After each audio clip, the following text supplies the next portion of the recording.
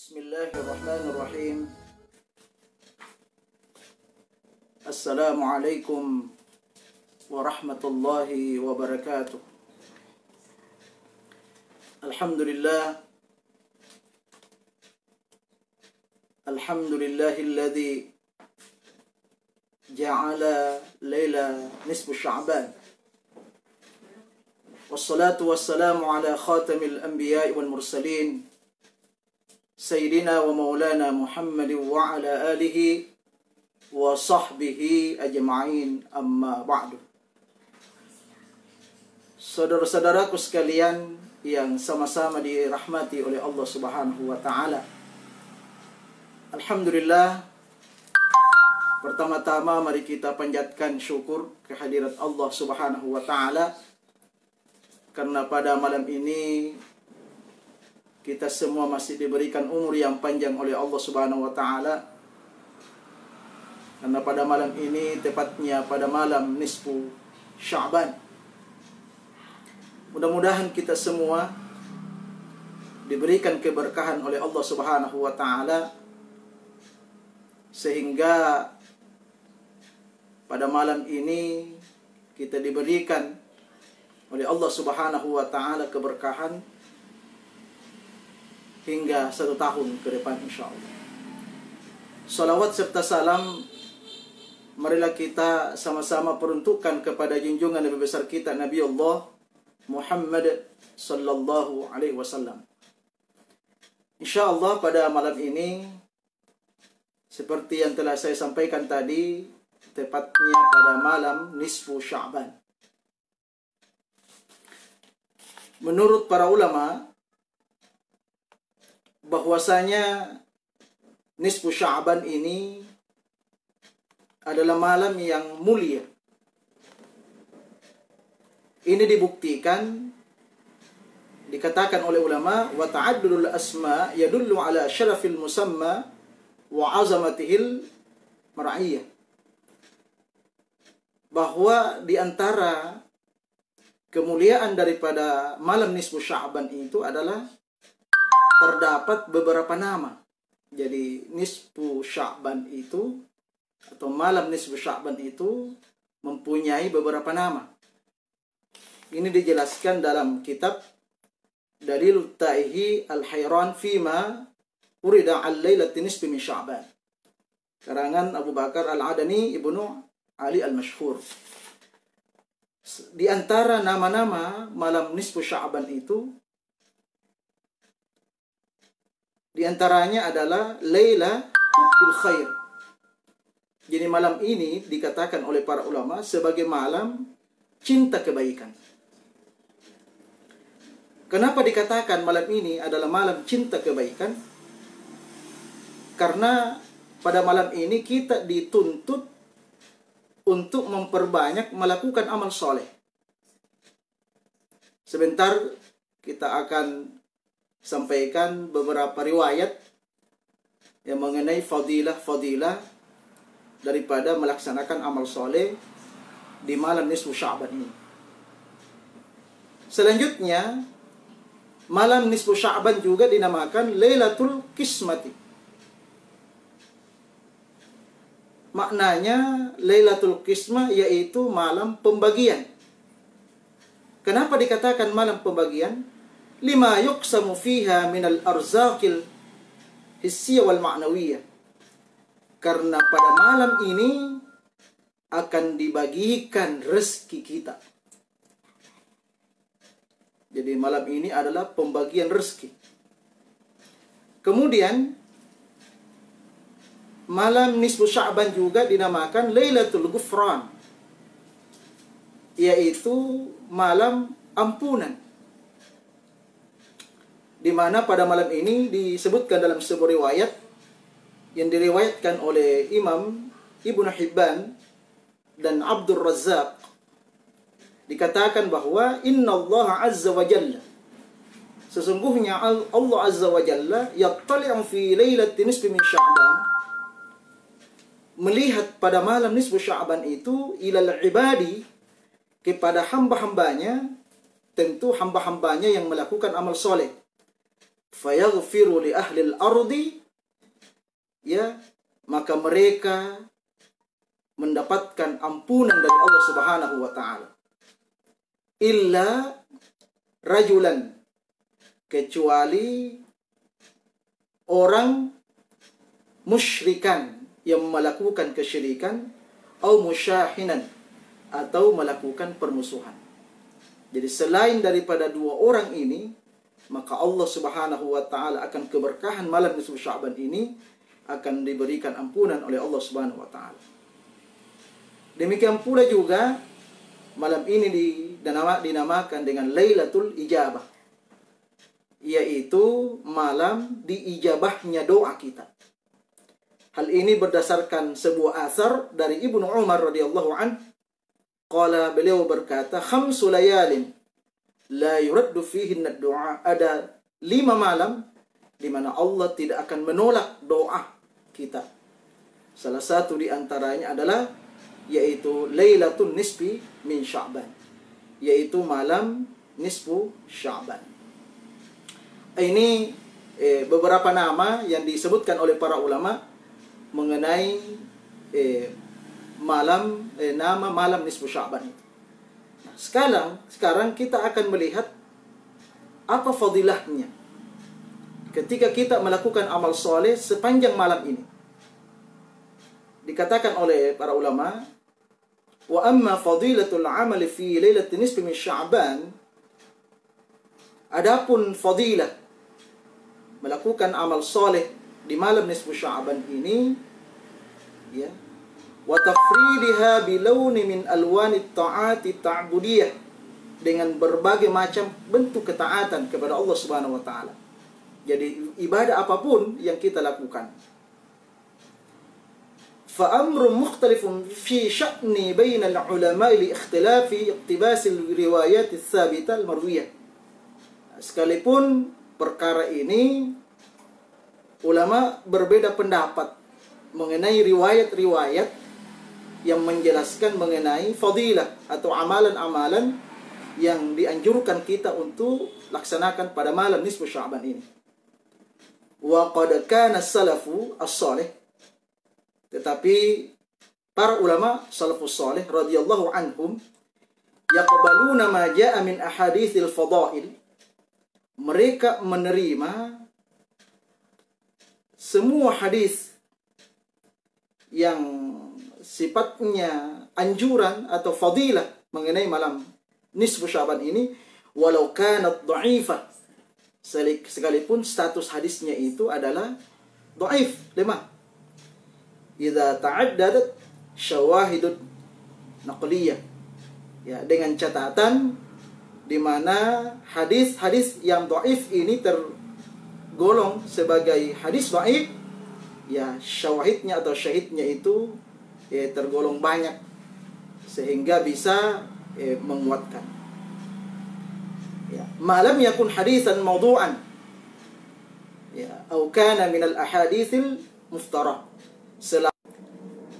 Kemudian di antara hadis-hadis yang diterima oleh para ulama salih, ulama salafus salih, di antaranya hadis yang diriwayatkan oleh Imam Ibnu Majah radhiyallahu anhu, min qawlihi, dikatakan, idza kanat, apabila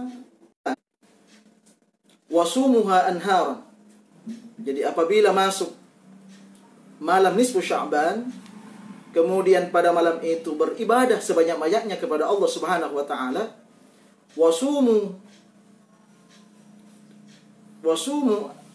kemudian melaksanakan puasa, wasumuna naharaha, berpuasa pada siang harinya, fa inna Allah Subhanahu wa taala, maka sesungguhnya Allah Subhanahu wa taala yanzilu fiha al-ghurub asy-syams ila samai dunya, maka Allah Subhanahu wa taala turun pada malam itu sampai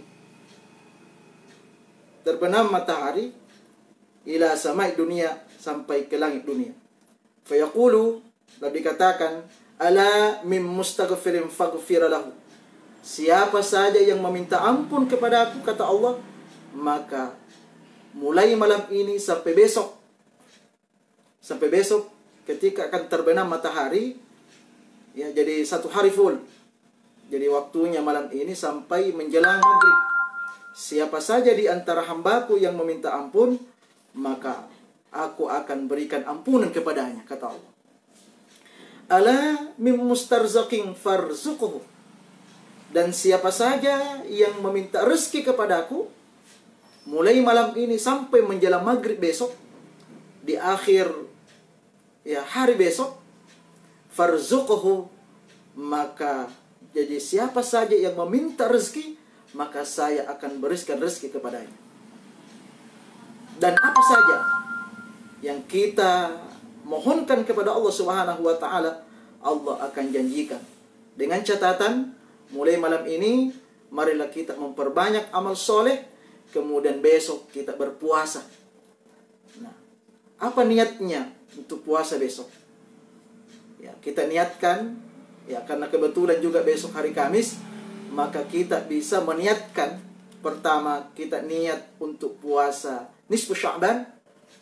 Ya, jadi sebentar malam, sebentar ini, atau pada saat makan sahur, kita niatkan, saya niat puasa nisfu Sya'ban, dan saya ikutkan puasa pada hari Kamis karena Allah. Insya Allah, mudah-mudahan apa yang telah dijanjikan oleh Rasulullah dalam hadis ini, ya, kita akan diberikan, baik itu berupa pengampunan dosa, diberikan rezeki oleh Allah Subhanahu wa taala, atau hal-hal yang lain yang merupakan hajat kita, baik hajat dunia, lebih-lebih di hajat di akhirat kelak. Kemudian dalam riwayat yang lain juga yang diriwayatkan oleh Imam Hakim mengenai fadilah malam nisfu Sya'ban ini, ya, riwayat Imam Hakim dalam kitab Mustadraknya bisanadihi an Aisyah, dengan sanad dari Aisyah radhiyallahu anha, anin Nabi sallallahu alaihi wasallam, dari Nabi sallallahu alaihi wasallam, qala, ia berkata, Inna Allah Ta'ala yanzilu laylatan nisfi min Sya'ban. Sesungguhnya Allah Ta'ala turun pada malam nisfu Sya'ban, ila sama'i dunia, ke langit dunia, ila akhirin nahari min ghadihi, sampai akhir siang besok, faya'tiku minan nasi, maka dibebaskan, ya, manusia itu, ya, bi'ada di sya'ri ganam, ya, sejumlah bulu yang ada pada kambing. Jadi besok adalah hari malam ini sampai besok adalah hari pembebasan.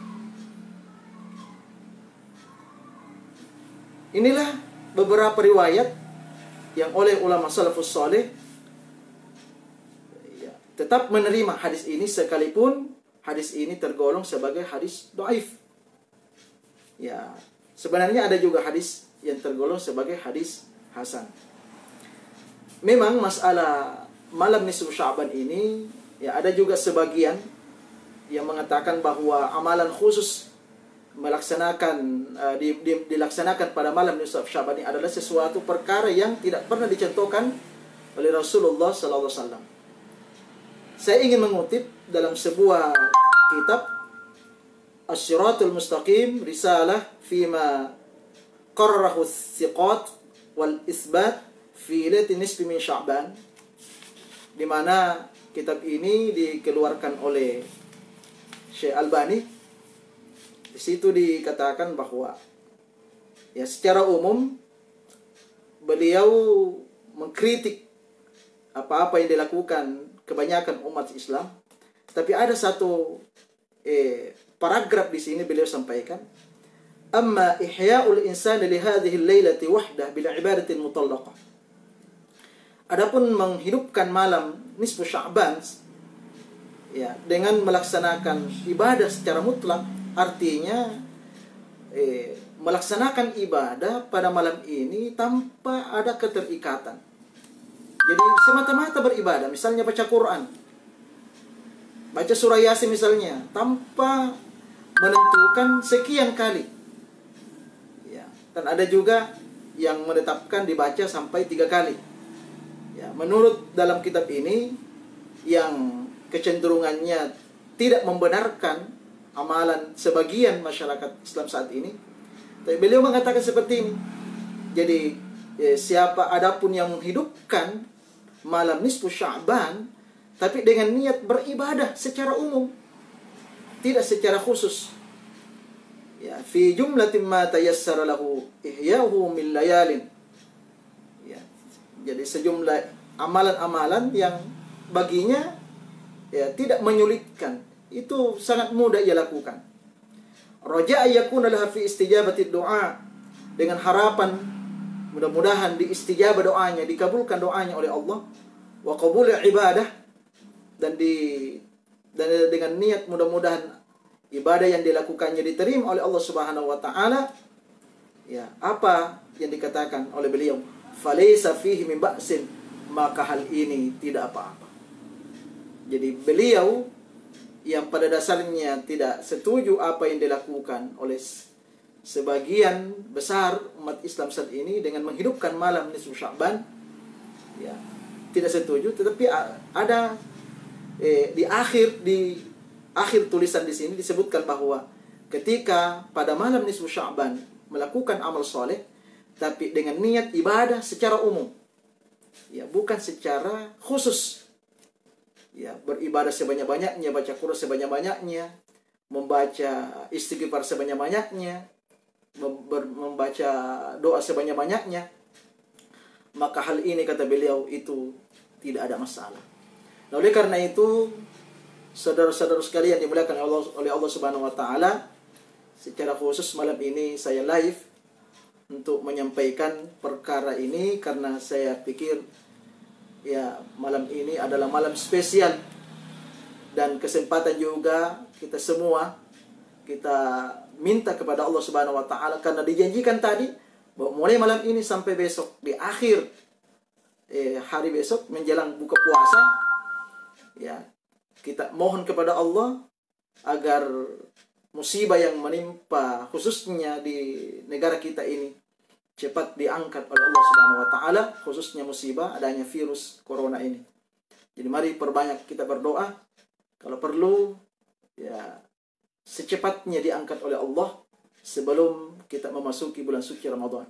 Jadi mari kita bersama-sama berdoa, mudah-mudahan apa yang dijanjikan Allah dalam hadis-hadis yang telah saya sampaikan tadi diijabah oleh Allah Subhanahu wa taala. Salah satu di antaranya kita mohon agar segala bencana yang menimpa negara kita ini khususnya dan negara di dunia pada umumnya yang cepat diangkat oleh Allah Subhanahu wa taala. Saudara-saudara sekalian yang dimuliakan oleh Allah Subhanahu wa taala, demikian sedikit yang bisa saya sampaikan. Mudah-mudahan ini bisa mencerahkan untuk kita semuanya, bisa menjadi motivasi, ya, sehingga mulai malam ini saudara-saudaraku misalnya yang ada di Jayapura, sekarang sudah 9:30 di sana, masih ada kesempatan untuk kita memperbanyak membaca Al-Quran, baca surah Yasin, surah Al-Waqi'ah, surah Tabarak, kemudian kita memperbanyak beristighfar, memperbanyak membaca salawat, kalau bisa kita bersedekah, ya, sehingga harapan kita mudah-mudahan malam ini insyaallah ya seluruh amal ibadah kita diterima oleh Allah Subhanahu wa taala, seluruh doa-doa kita dijawab oleh Allah Subhanahu wa taala, seluruh dosa-dosa kita diampuni oleh Allah Subhanahu wa taala. Dan jangan lupa juga kita mohon panjang umur. Mudah-mudahan tahun depan kita masih bertemu dengan malam nisfu Sya'ban tahun 1442 Hijriah. Demikian, mudah-mudahan bermanfaat. Akhirul kalam, wallahul musta'an wa alaihi tiklan. Tsumma assalamu alaikum warahmatullahi wabarakatuh.